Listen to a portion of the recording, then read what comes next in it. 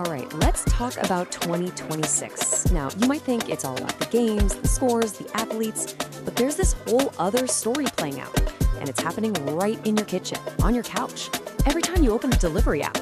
Today, we're going to break down the food and drinks that are about to completely take over this massive year for sports.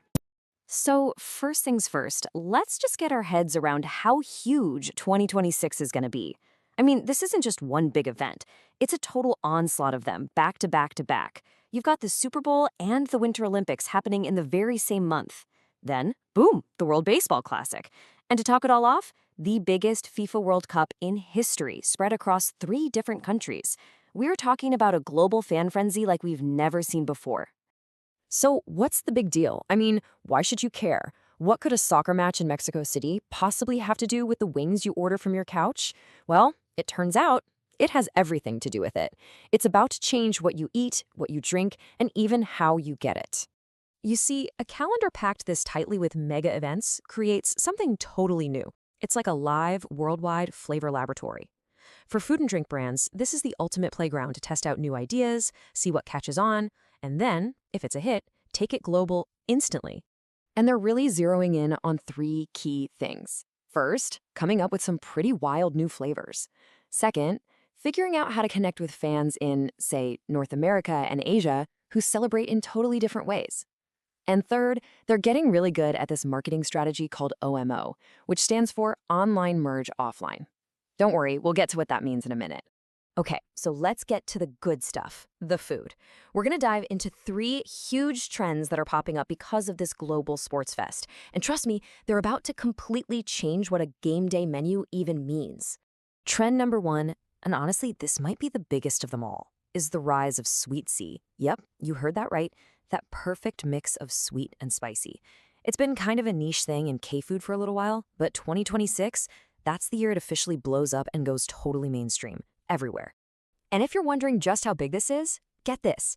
During the last World Baseball Classic, interest in pairing gochujang, that amazing Korean fermented chili paste, with a classic like Buffalo Ranch jumped by 886%.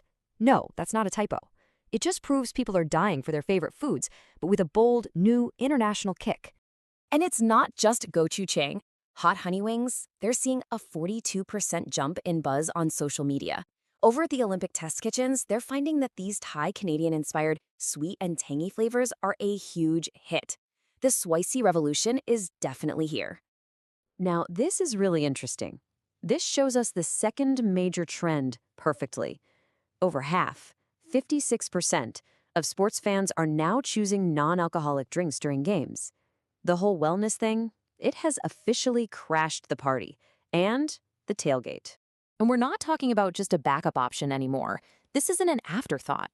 Thanks to the whole sober curious movement and people wanting functional drinks like prebiotic sodas, the non-alcoholic drink market has exploded into a $22 billion industry. It's a massive moneymaker now. The third trend is something we're calling the healthy indulgence spectrum. Basically, fans want it all. On one hand, you've got this huge demand for better-for-you snacks, things like air-fried veggies or gut-friendly dips. But on the other hand, when fans do decide to treat themselves, they want it to be amazing, something totally Instagrammable and worth every single bite, like a viral chocolate lava cake or even a high-protein tiramisu.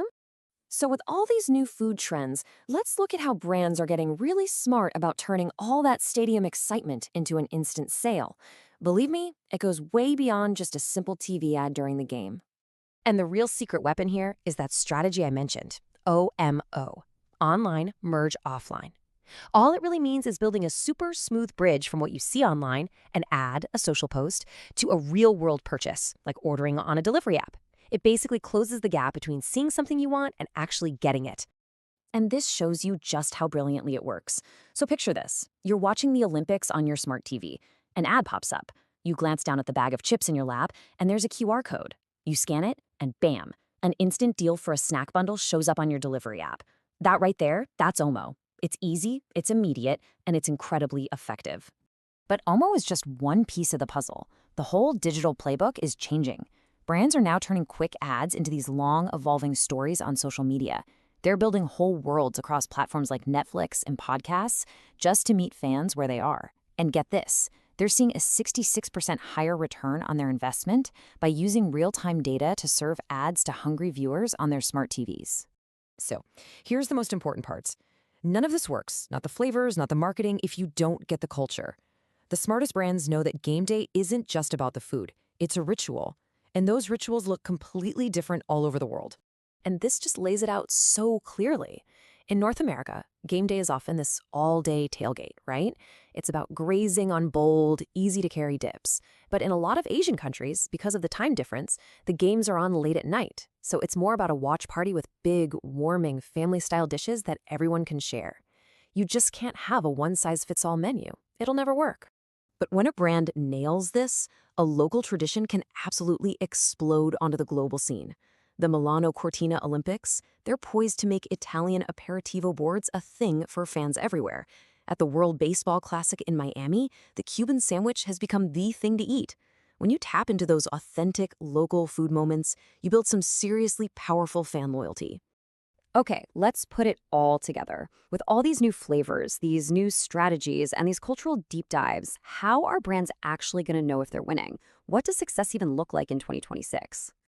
Well, it boils down to some pretty aggressive numbers. They're going to be looking for a huge 30 to 45% jump in sales coming directly from these OMO campaigns. They'll need to see an absolutely insane return, over $36 for every single dollar they spend on delivery app ads. And they'll be watching their fan-to-funnel rate, pushing for a 25% higher purchase rate from the fans they've managed to engage. But at the end of the day, the numbers are only half the story. The brands that are truly going to win in 2026 aren't just the ones with the best spreadsheets.